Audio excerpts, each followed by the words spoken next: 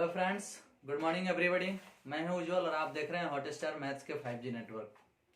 दोस्तों, आज है 5 जनवरी और आज हम आपको प्रैक्टिस के लिए 10 क्वेश्चन दिए थे, जिसमें से 4 क्वेश्चन ऑब्जेक्टिव था और 4 क्वेश्चन 2 नंबर वाला था और 2 क्वेश्चन 5 नंबर वाला था। आइए देखते हैं कि इस क्वेश्चन को हम किस प्रकार सॉल्व करते हैं। आज हम जो 4 को ऑब्जेक्टिव दिए हैं ये लगभग एनसीईआरटी से जुड़ा है और अच्छा क्वेश्चन है, आपके एग्जाम में पूछ सकता है। ठीक है, फर्स्ट क्वेश्चन है, यदि शून्येतर सदिश वेक्टर ए का परिमाण ए है, यदि शून्येतर सदिश वेक्टर ए का परिमाण ए है, परिमाण मतलब मोड, परिमाण मतलब मोड, वेक्टर ए का परिमाण ए है और लेम्डा एक शून्येतर अदिश है, तो लेम्डा वेक्टर ए एक मात्रक सदिश है यदि ऑप्शन 4 को दिया है, बता देना है। बोल रहा है कि लेम्डा वेक्टर ए एक मात्रक सदिश है। मात्रक सदिश उसको कहते हैं जिसका परिमाण 1 होता है। तो लेम्डा वेक्टर ए एक मात्रक सदिश है और मात्रक सदिश का परिमाण कितना होता है? 1 होता है। तो इसका होल मोड बराबर 1 ले लिए। अब हम निकालेंगे कि निम्न में कौन सत्य है, जिसमें ऑप्शन नंबर ए में लिखा है लेम्डा बराबर 1, ऑप्शन नंबर बी में लिखा है lambda equal to -1, option number C में लिखा है A equal to mod lambda और ऑप्शन नंबर डी में लिखा है 1 बटा ए इक्वल टू 1 बटा मोड लेम्डा। ऐसा तो सही बात है, इसका सही ऑप्शन है डी, ये वाला। कैसे? तो जब इतना का मान हाई दिया है, इतना का मान हाई दिया है, तो इसको हम हाई से लिख सकते हैं, लेम्डा का अलग मोड और ए का अलग मोड बराबर में 1। तो मोड ए का मान दिया है ए पहले से, तो हाई वाला ऐसे रह जाएगा, इसका मान ए हो जाएगा, ये 1 हो जाएगा। ए का मान निकालेंगे तो 1 बटा हाई भाग में आ जाएगा और ये आपका आंसर हो जाएगा, जो कि इसमें दिया है। तो इस प्रकार से हम बता दिए क्वेश्चन नंबर 1 का सही आंसर क्या है।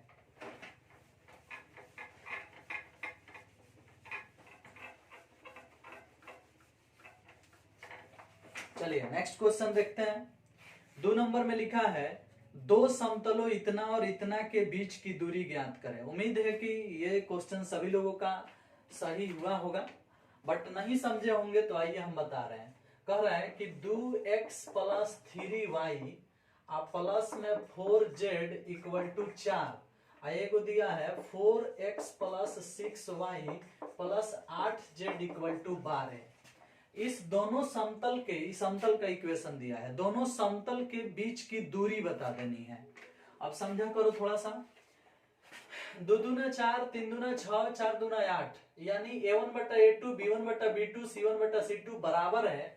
इसका अर्थ है कि ये दोनों समतल समानांतर है। तो मान लो कि ऐसे अक्ष होता है मेरा, अहिहा एगो समतल है, अहिहा एगो समतल है। तो देखो, तो ये दोनों के दोनों समतल जो है एक दूसरे के समानांतर है ना। अब मूल बिंदु से इस पर अगर एक लंब खींचा जाए, तो लंब खींचा जाएगा तो यहाँ एक बिंदु मिलेगा भाई। अब इस बिंदु से इस बिंदु के बीच की दूरी निकाल लेनी है, ठीक है। और ये दोनों के दोनों तो समानांतर है।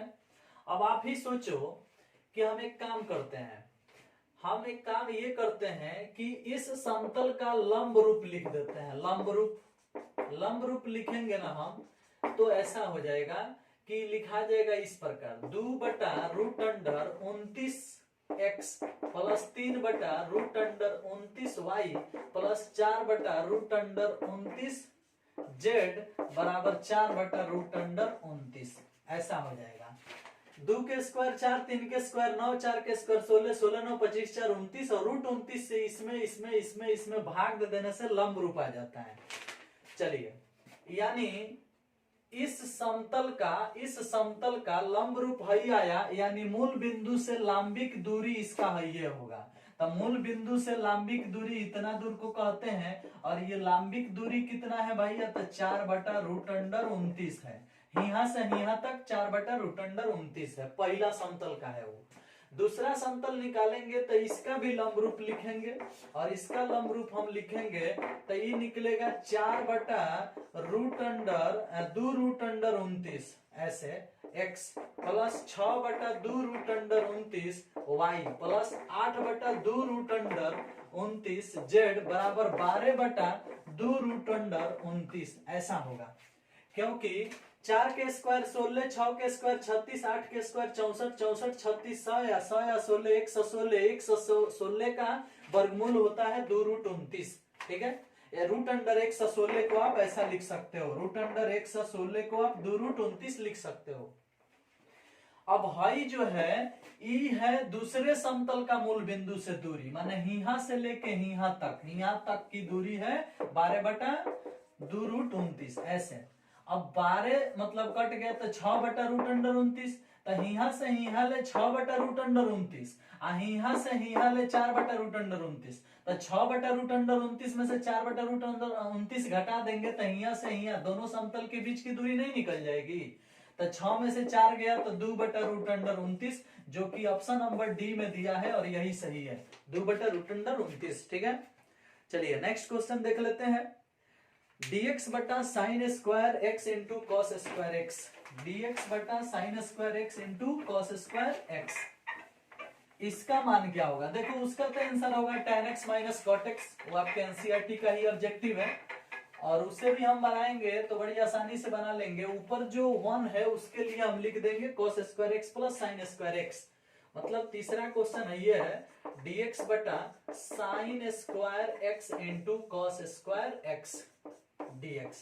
अब देखो ऊपर 1 है तो हम उसको ऐसे लिख देते हैं cos square x plus sine square x, अब बटा में लिख देते हैं sine square x into cos square x dx ऐसे। अब हाई वाला इसके नीचे, हाई वाला इसके नीचे भाग दे देते हैं, तो हो जाएगा कॉस स्क्वायर एक्स बटा sine square x into cos square x dx. अब प्लस में इसके नीचे भाग दे देते हैं साइन स्क्वायर एक्स बटा साइन स्क्वायर एक्स इंटू में कॉस स्क्वायर एक्स डीएक्स, ऐसे भाग दे देते हैं। कॉस स्क्वायर से कॉस स्क्वायर कट गया, 1 बटा साइन स्क्वायर बन जाता है कोसेक स्क्वायर एक्स डीएक्स। अब प्लस साइन स्क्वायर से साइन स्क्वायर कॉस स्क्वायर ऊपर जाके बन जाता है सेक स्क्वायर एक्स डीएक्स। अब कोसेक स्क्वायर का होता है माइनस कॉट एक्स और सेक स्क्वायर का होता है tan x, तो tan x minus cot x जिस ऑप्शन में होगा वही सही है, और tan x minus cot x किस ऑप्शन में है भाई? ऑप्शन नंबर बी में है और वही सही है। नेक्स्ट क्वेश्चन जो है 4 नंबर, मोड x प्लस में मोड y बराबर में 2, तो इससे घिरे क्षेत्र का क्षेत्रफल बताएं। जब हम आपको एरिया बाउंडेड बाई कर्व पढ़ा रहे थे, मतलब 8.1, 8.2, 8.3 जब पढ़ा रहे थे, तो उसी के विविध में ऐसा क्वेश्चन आया था, तो हम उस वक्त एक फॉर्मूला बनाए थे कि mode x plus mode y बराबर a लिखा होगा, तो इसका क्षेत्रफल निकालने के लिए 2a स्क्वायर जवाब देते हैं। तो यहाँ a के स्थान पर 2 लिखा है, तो 2 गुने 2 स्क्वायर मतलब 2 के स्क्वायर 4 दूनी 8 वर्ग इकाई इसका आंसर होगा, 8 वर्ग मात्रक इसका आंसर होगा। ठीक है, और 8 वर्ग मात्रक किस में है? ऑप्शन नंबर सी में है, इसलिए सी ही इसका सही जवाब है। ठीक है, आइए नेक्स्ट क्वेश्चन देखते हैं। नेक्स्ट क्वेश्चन जो है 5 नंबर, वो भी आपके एग्जाम में 2 नंबर में पूछ सकता है। ठीक है, अब देखो जी, हम जितना ऑब्जेक्टिव पूछे हैं, ये जरूरी नहीं है कि आपसे मतलब ऑब्जेक्टिव में ही पूछेगा, इसमें कुछ ऐसा है, जैसे अभी हम क्वेश्चन नंबर 3 बनाए हैं, तो हो सकता है कि आपके एग्जाम में 2 नंबर में भी पूछ दे, तो आप इसी तरह से सॉल्व कीजिएगा जैसे हम सॉल्व किए थे। ठीक है, क्वेश्चन नंबर 2 भी आपके एग्जाम में पूछ सकता है 2 नंबर में, तो जैसे सॉल्व किए थे वैसे सॉल्व करने का प्रयास कीजिएगा। तत्काल अभी हम क्वेश्चन नंबर 5 सॉल्व कर रहे हैं। 5 में लिखा है साइन इनवर्स 2x बटा 1 प्लस एक्स स्क्वायर डीएक्स, ऐसे लिखा है। अब बोलो साइन इनवर्स 2x बटा 1 प्लस एक्स स्क्वायर डीएक्स को हल करना है, तो इसको हम ऐसे लिख सकते हैं 2 tan इनवर्स x dx, इसका ही सूत्र होता है, लिख दिए। अब इसको u इंटू v पर बनाना है, u इंटू v पर। अब u इंटू v पर बनाना है तो देखो 2 tan इनवर्स को u मान लो और 2 को v मान लो, तो tan इनवर्स x चला गया बाहर, 2 रह गया अंदर। सूत्र के अनुसार माइनस जो बाहर है उसका dc, जो बाहर है उसका dc, और जो अंदर है उसका इंटीग्रेशन।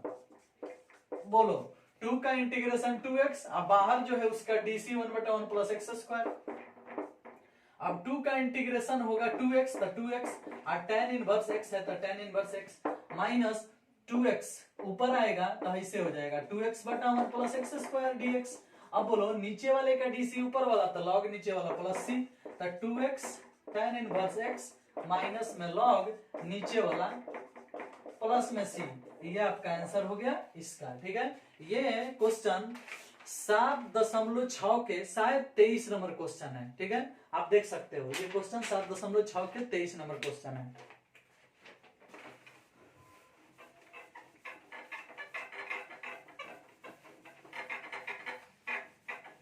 चलिए 5 के बाद हम देख लेते हैं क्वेश्चन नंबर 6।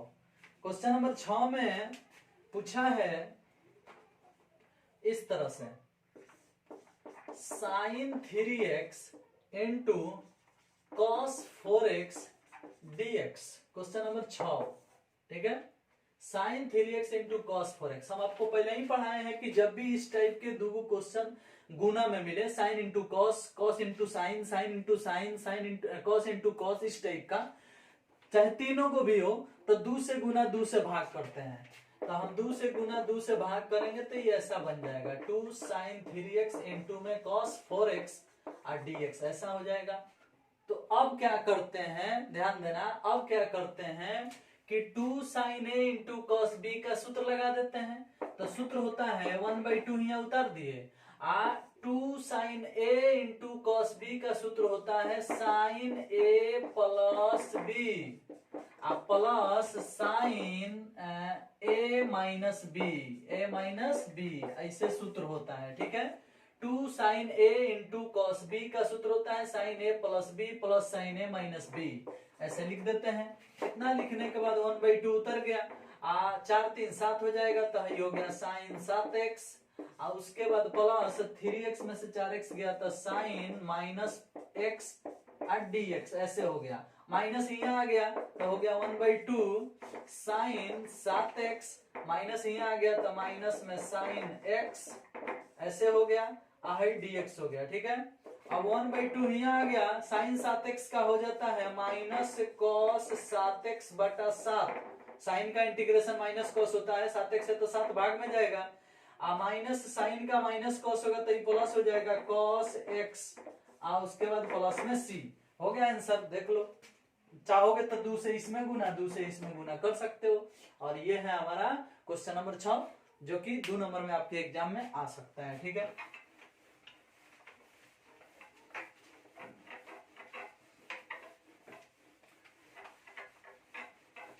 क्वेश्चन नंबर 6 के बाद देखते हैं क्वेश्चन नंबर 7। क्वेश्चन नंबर 7 में हम दिए हैं आपको बनाने के लिए कि यदि mod vector A equal to 2, mod vector B equal to 3, mod vector A dot vector B equal to 4, तो आपको निकाल देना है mod vector A minus vector B बराबर व्हाट। अब इस क्वेश्चन को सॉल्व करने के लिए आपको vector A minus vector B के होल मोड का स्क्वायर वाला सूत्र लगाना है। ठीक है, तो a माइनस बी के होल स्क्वायर का सूत्र होता है a स्क्वायर माइनस में 2 vector a dot vector b आप प्लस b स्क्वायर वाला सूत्र लगेगा। ठीक है, देखो तो a माइनस बी के होल स्क्वायर, तो a square minus 2ab plus में b स्क्वायर वाला सूत्र लगाना है। ठीक है, ये सूत्र अपने से हम लिखे हैं, हमें ये चीज ज्ञात करना है और हम वो सूत्र लिख दिए। लेकिन यहाँ स्क्वायर नहीं दिया है, याद रखना, यहाँ से स्क्वायर हटाना पड़ेगा, लेकिन तब तक हम लेके इसको चलते हैं। ठीक है, मोड a स्क्वायर तो 2 है तो 2 के स्क्वायर, 2ab तो ab का मान 4 है तो गुने 4, b स्क्वायर तो b 3 है तो 3 के स्क्वायर, 3 के स्क्वायर 9, 2 के स्क्वायर 4, 4 दूनी 8 प्लस में 9, vector A minus vector B के होल स्क्वायर। अब देखो 9 गो 4 गो 13 गो, 13 में से 8 घटाएंगे तो 5, यानी mode vector A minus vector B के होल स्क्वायर बराबर आ गया 5।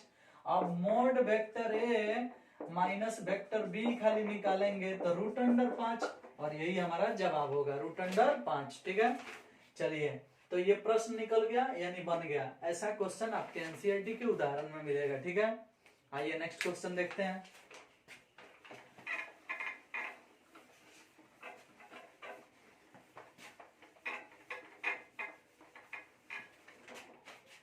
क्वेश्चन नंबर 7 के बाद क्वेश्चन नंबर 8 देखते हैं।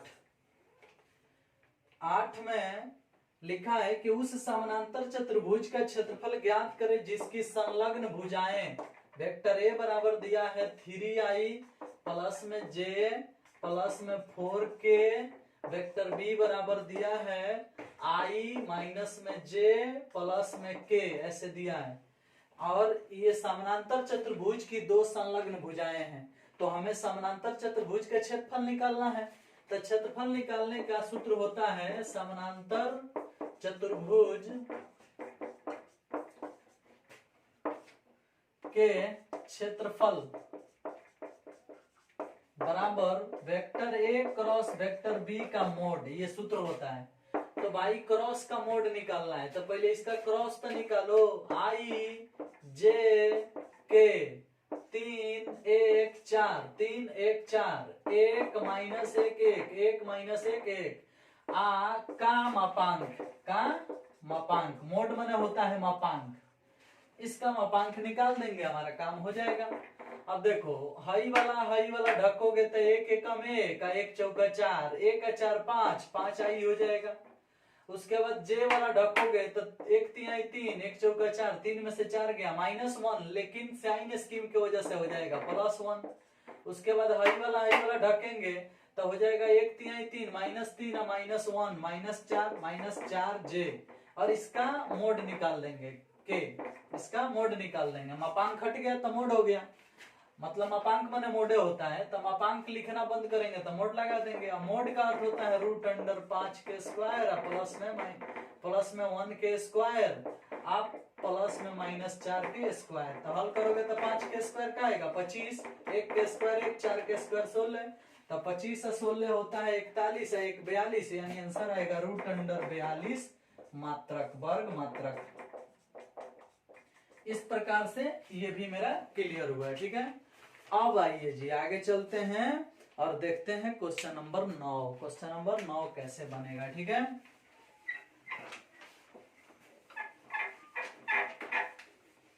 क्वेश्चन नंबर 9 आपके एग्जाम में 5 नंबर में शायद एक बार पूछा है और पूछ भी सकता है। आइए देख लेते हैं कि वो हम कैसे बनाएंगे। क्वेश्चन नंबर 9 में लिखा है mod determinant b minus C b plus C A b c plus A C b a plus b बराबर 4abc, यही सिद्ध करना है, ठीक है। आइए इसको देख लेते हैं कैसे सिद्ध होगा या नहीं होगा। LHS लेंगे, LHS में लिखेंगे b plus C b c a plus a c a b a plus b, ऐसे लिखेंगे, ठीक है। LHS तो उतार दिए। अब क्या करते हैं कि R1 में चेंजिंग करते हैं, R1 में से R2 और R3 दोनों घटाते हैं। इसमें से इसको घटाएंगे तो 0 आ जाएगा। इसमें से इसको घटाएंगे तो इसमें से इसको घटाएंगे कोई फर्क नहीं, लेकिन इसको घटाएंगे तो हई कट के 0, इसको घटाएंगे तो हइयो घटा है तो -2c हो जाएगा। इसमें से इसको घटाएंगे कोई फर्क नहीं, लेकिन इसको घटाएंगे तो -a है तो हई प्लस ए या माइनस ए खत्म हो जाएगा। हई घटाएंगे तो -b या -b -2b हो जाएगा। बीच वाला उतर जाएगा b c plus a b, और हई हो गया c, हई हो गया c, हई हो गया a प्लस b, ऐसे हो गया, ठीक है। अब चलिए, अब इतना करने के बाद हम क्या कर सकते हैं कि एक्सपेंडिंग कर देते हैं, क्योंकि अब ज्यादा दिमाग लगा के अगर हम 0 लाना चाहेंगे तो धोखा हो सकता है, ठीक है। या ज्यादा से ज्यादा कुछ कर सकते हो तो यही कोई फायदा नहीं। इधर उधर करोगे तो एगो बनाओगे तो एगो बिगड़ेगा, मतलब एक और 0 लाने की कोशिश करोगे तो बिगड़ने लगेगा। कहीं 0 आएगा तो कहीं 0 आया होगा भी तो बिगड़ जाएगा। इसलिए अब डायरेक्ट एक्सपेंडिंग कर दो। ऑन एक्सपेंडिंग along C1 से कर रहे हैं एक्सपेंडिंग, तो जीरो वाला लिखने की आवश्यकता नहीं है, बी वाला लिख रहे हैं, माइनस बी ऐसे कर दे रहे हैं, तब बी वाला लिखेंगे तो हाई वाला खत्म, तो हाई 4 को लिखेंगे, ठीक है, -2C -2B C A plus B ऐसे। और उसके बाद इसके बाद यहाँ चलते हैं, हाई वाला तो हाई 4 को लिखते हैं, ठीक है, तब प्लस में सी लिख लेते हैं, हाई वाला लिख लेते हैं, और तब इस लाइन को सबसे नीचे वाला हाई वाला हटाएंगे तो हाई 4 को बचेगा, क्या है -2C -2B C प्लस ए आई कौन सी है बी, ऐसे लिख देते हैं। अब इसको एक्सपेंड करके मतलब गुना भाग करके हल करते हैं, तो -b बाहर है, -b लिख देते हैं, ठीक है। अब देखो इससे इसमें गुना, तो इससे इसमें गुना होगा तो -2AC इससे इसमें गुना तो -2BC ऐसे गुना हो जाता है। फिर सूत्र के अनुसार माइनस दिया जाएगा, इससे इसमें गुना होगा तो ये हो जाएगा +2BC, क्योंकि हाई माइनस आएगा सूत्र का माइनस प्लस हो जाएगा तो 2BC, तो यहाँ हो गया +2BC ऐसे, ठीक है। तो इसका काम तमाम, यानी इसका काम तमाम, प्लस में सी है तो प्लस में सी लिख देते हैं और शुरू करते हैं। इससे इसमें गुना तो -2BC सूत्र के अनुसार माइनस देते हैं, इससे इसमें गुना तो माइनस में होगा तो प्लस हो जाएगा इस माइनस के कारण, तो -2BC तो +2BC लिखाएगा, -2B से इसमें गुना होगा तो -2AB होगा, लेकिन इस यहाँ वाला जो माइनस था सूत्र वाला माइनस उसको फिर प्लस बना देगा, तो हो जाएगा प्लस कितना 2AB, प्लस में 2AB ऐसे हो जाएगा, ठीक है। अब हल करते हैं, हल करेंगे तो 2BC प्लस में और 2BC माइनस में, खत्म, B से गुना होगा तो हो जाएगा 2ABC ऐसे। अब इसमें देखिएगा 2BC माइनस में 2BC प्लस में, यो खत्म हो गया, और C से इसमें गुना होगा तो यो हो जाएगा प्लस में 2ABC जोड़ाएगा तो 4ABC, यही आपका आंसर लाना था, प्रूव्ड हो गया, बराबर RHS लिख सकते हो, ठीक है। चलिए इस प्रकार से हम क्वेश्चन नंबर 9 भी सॉल्व कर देते हैं। अब चलिए एक बहुत ही अच्छा क्वेश्चन सॉल्व करने जा रहे हैं, और इस सेट का आखिरी क्वेश्चन है, ठीक है। देखते हैं कि आप लोग उसको समझ पा रहे हैं या नहीं समझ पा रहे हैं, ठीक है।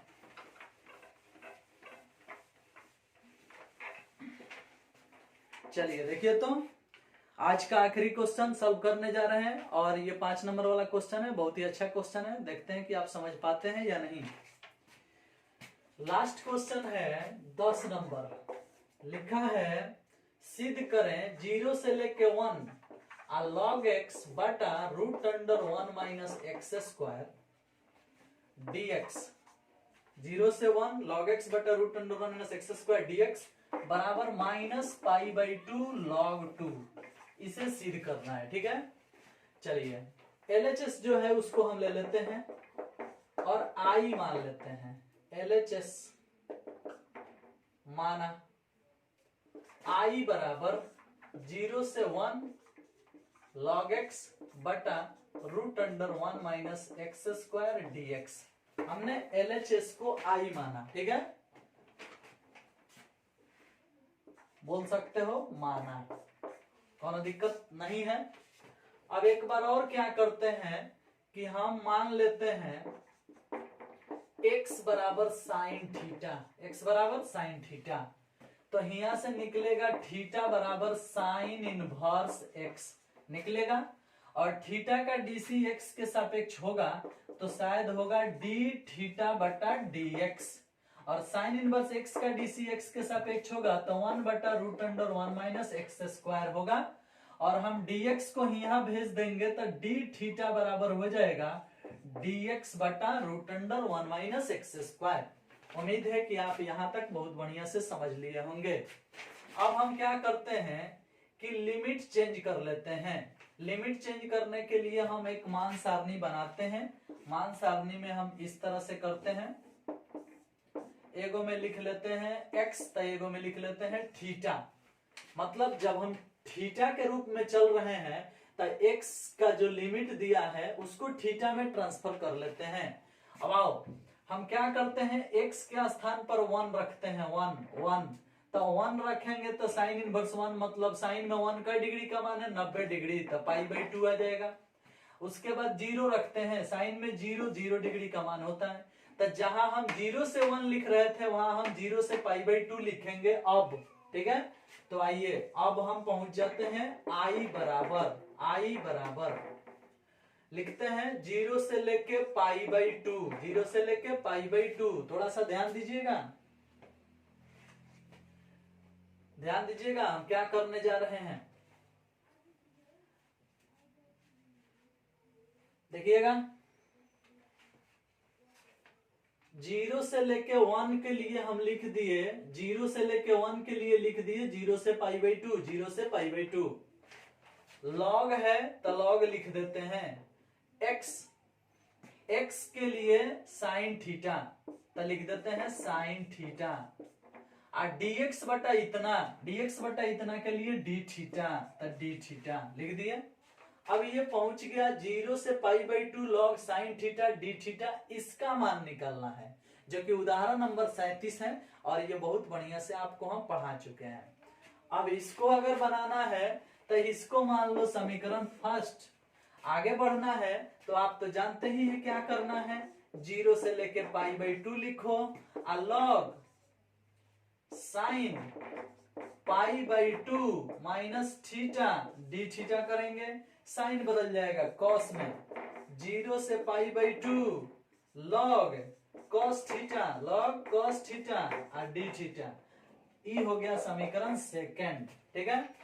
अब हम इसको और इसको जोड़ेंगे, समीकरण फर्स्ट प्लस सेकंड, जोड़ने के बाद जो आएगा उसको लिखने के लिए हम ऊपर मिटकाएंगे, तो इसलिए जो कुछ भी है तनी गौर से आप देख लीजिए, क्योंकि आपके एग्जाम में इतना का मान निकालने के लिए 3-4 बार पूछ चुका है, ठीक है। और इसी चीज को सिद्ध किए हैं हम आपके क्लास में भी, और बताए भी हैं कि ये इंपॉर्टेंट क्वेश्चन है, उदाहरण नंबर 37 में है, इसका मान -π/2 log 2 आता है, ठीक है।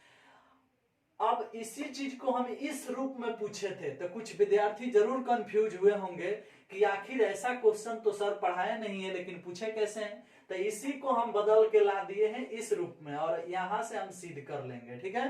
तो सिद्ध कर रहे हैं, आप देखिएगा।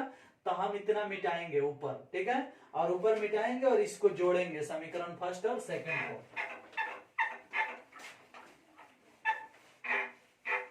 चलिए जोड़ते हैं, समीकरण फर्स्ट और सेकंड को जोड़ेंगे तो आई मिलके हो जाएगा 2i, और 0 से यहाँ हो जाएगा π/2, और उसके बाद log sine theta log cos theta जोड़ाएगा तो जोड़ में होता है तो गुना में आ जाता है, तो गुना में होगा तो हो जाएगा log साइन थीटा इंटू में cos थीटा, गुना में आ जाएगा, और d थीटा लिख देते हैं, क्योंकि जब भी जोड़ में जाते हैं हम लोग log लेकर के तो log m plus log n बराबर log mn होता है, ये बात आप अच्छी तरह से जानते हैं, इसीलिए हम उसको गुना में कर दिए, ठीक है।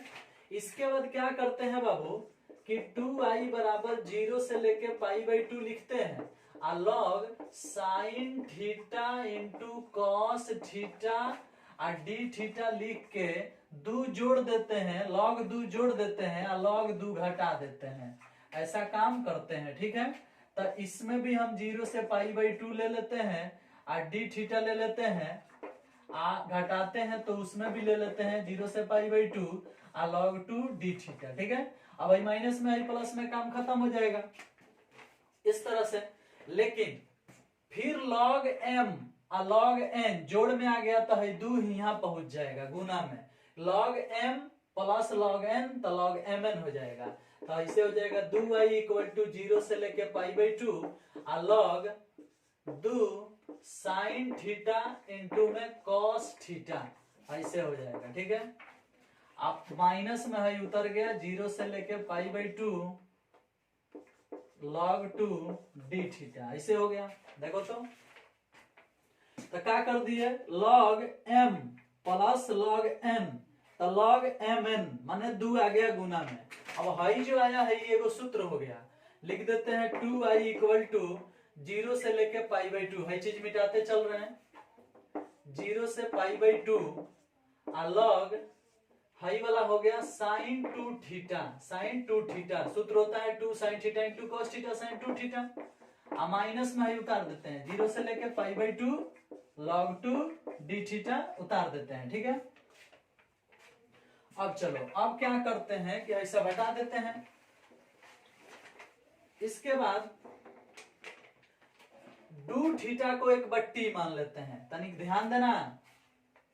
टू थीटा को हम एक बार क्या मान लेते हैं, टी मान लेते हैं।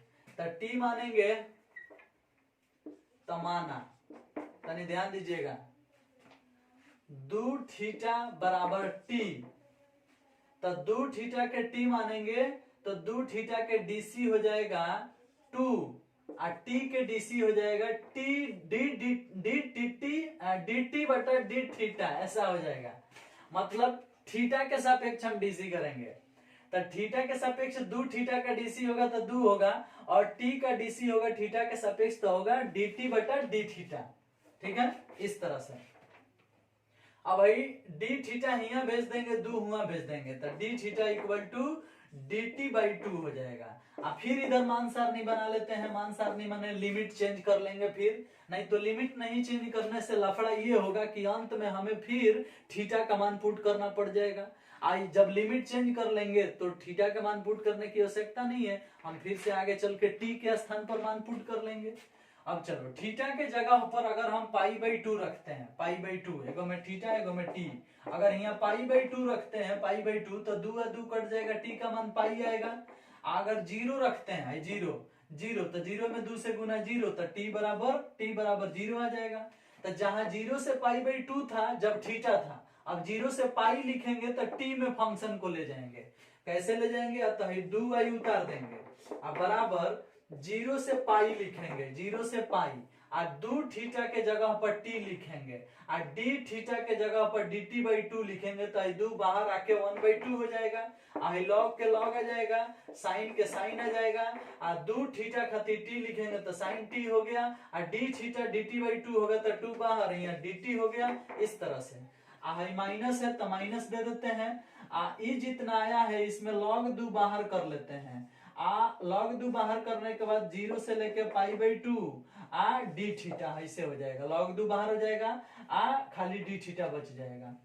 अब चलो हाई जो पाई है इसको हम फिर तोड़ते हैं, 2i इक्वल टू 1/2, अब पाई को तोड़ देते हैं 2 इंटू π/2, ऐसे 2 से 2 कटेगा तो पाई आ जाएगा, तो 2 इंटू π/2 लॉग साइन टी ऐसे लिख देते हैं, साइन टी और डी टी लिख देते हैं, माइनस यहाँ डी पोंछ लेके भाग जाएगा तो खाली थीटा बचेगा, तो भाई हो गया लॉग दू, इसका 1 है, मान लो यहाँ 1 है, तो 1 का इंटीग्रेशन थीटा के सापेक्ष खाली थीटा ना होगा, यानी डी पोंछ लेके भाग जाएगा तो खाली थीटा बचेगा, इसको घेर के 0 से लेके π/2 लिख देते हैं। ठीक है, अब उसमें मान पुट होगा, इसको हल करने का हम प्रयास करेंगे। ठीक है, तो हमें फिर ऊपर से मिटकाना पड़ेगा, फिर मिटका रहे हैं।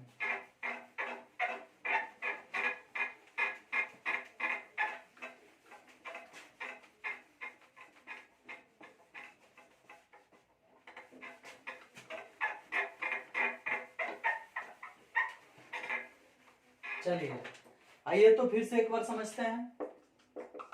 देखिए तो 2a log sin t, तो हाई दू बाहर आ जाता है, तो हाई दू आई यहाँ लिख लेते हैं, प्रॉपर्टी के अनुसार हाई दू बाहर आ जाता है, तो 1/2 पहले से है, और दू बाहर आएगा तो फिर 0 से π/2 बच जाएगा। 2a है ना, तो a रह जाता है, दू बाहर आ जाता है, यहाँ गुना में आ जाता है, तो 1/2 इंटू 2, और log sin t है तो लिख देते हैं log sin t और dt ऐसे लिख देते हैं। अब प्लस माइनस है तो माइनस दे देते हैं। अब बताओ कि थीटा के जगह π/2 रखना है या 0 रखना है, तो 0 रखेंगे तो हटिए गया, π/2 रह जाएगा, तो π/2 शुरू में आ जाएगा, तो π/2 log 2 ऐसा हो जाएगा। ठीक है, अब इसको थोड़ा सा हल करते हैं, 2i हो गया, हाई 2 से 2 कट गया, लेकिन 0 से लेके π/2 ही हो गया। याद करो हम जब शुरू में क्वेश्चन सॉल्व कर रहे थे तो एगो समीकरण फर्स्ट माने थे, तो जो समीकरण फर्स्ट हम माने थे उसमें क्या हुआ था कि जो समीकरण फर्स्ट आया था उसमें है टी के जगह x था, यहाँ x था, तो हम प्रॉपर्टी फर्स्ट पढ़ाए हैं कि अगर हम थीटा को यहाँ x के रूप में x में है तो t में ट्रांसफर करेंगे तो यहाँ भी t करना पड़ता है। यहाँ अगर t है इसको x में बदलना चाहते हैं तो यो dx हो जाता है। मतलब हम फिर से इसे चाहें तो हम ऐसे लिख सकते हैं, अगर इसको थीटा में बदलना चाहे तो थीटा में भी बदल सकता है। तो अगर थीटा में बदलना चाहते हैं तो ऐसे हो जाएगा साइन थीटा और उसके बाद डी थीटा। अगर x में बदलना चाहें तो साइन x और डी एक्स, जिसमें भी आप बदलना चाहते हैं उसमें आप बदल सकते हैं। लेकिन ध्यान रखिएगा जो हम समीकरण फर्स्ट लिखे थे, जिसको हम फर्स्ट माने थे, उसमें अगर x वाला होगा तो x में इसको बदलिएगा और थीटा वाला होगा तो थीटा में बदलिएगा। वैसे मुझे याद है कि ये थीटा में था तो थीटा में हम बदल लिए। अब इसको जब हम थीटा में बदल लिए तो इसको हाई चीज उतार देते हैं, π/2 log 2 उतार देते हैं। हाई जो आया है इसको हम समीकरण फर्स्ट माने हैं, समीकरण फर्स्ट में आई के बराबर इसको माने हैं तो इसके जगह पर आई लिख देंगे तो 2i लिख देते हैं समीकरण फर्स्ट से। और समीकरण फर्स्ट तो हम मिटा दिए हैं, वैसे आप देखिएगा समीकरण फर्स्ट ऐसे लिखा गया होगा i इक्वल टू 0 से लेके π/2 log sine theta D theta, इसी को समीकरण फर्स्ट माना गया होगा। तो हाई जो है उसी के जैसा ना हाई है, इसी को आई माना गया है तो इसके स्थान पर आई लिख दिया जाएगा। माइनस में आई उतर गया π/2 log 2 इस तरह से। अब आई इधर आके इसमें से घट जाएगा तो 2i में से आई जाएगा तो खाली आई बचेगा, बच गया माइनस में π/2 log 2 इस तरह से। और आई हमने किसको माना था, LHS को, और LHS के बराबर कहाँ आ गया है माइनस π/2 log 2, और RHS में यही लाना था तो इस प्रकार से ही RHS हो गया और हम प्रूफ भी कर लिए। ठीक है, LHS को हमने आई माना था जो आई है, LHS बराबर आया क्या है ये, और ये RHS में लिखा है आप देख सकते हैं, और यही चीज RHS हो गया। ठीक है, तो हम प्रूफ कर लिए। तो ये वही क्वेश्चन था लेकिन थोड़ा और ऊपर से था। कौन वाला, log sin x वाला। ठीक है, log sin थीटा वाला 0 से लेके π/2 वाला। तो ये क्वेश्चन को और ऊपर से पूछा जा सकता है, लेकिन आप इसका प्रैक्टिस किए होंगे पहले से तो बाकी तो बात समझ गए होंगे, खाली शुरू में समझना था, क्योंकि जहां से log sin theta D theta मिला था वहां से तो सॉल्व करना हम आपको सिखाया ही है, तो वहां से तो आप सीखे ही हैं, लेकिन उससे पहले जो मानने वाला कारबार है वो आप जानते हैं। कृपया आप इस प्रश्न का प्रैक्टिस कर लीजिएगा, अच्छा क्वेश्चन था। ठीक है, इस वीडियो में सिर्फ इतना ही, नेक्स्ट वीडियो का इंतजार करो। तब तक के लिए थैंक यू, बाय बाय।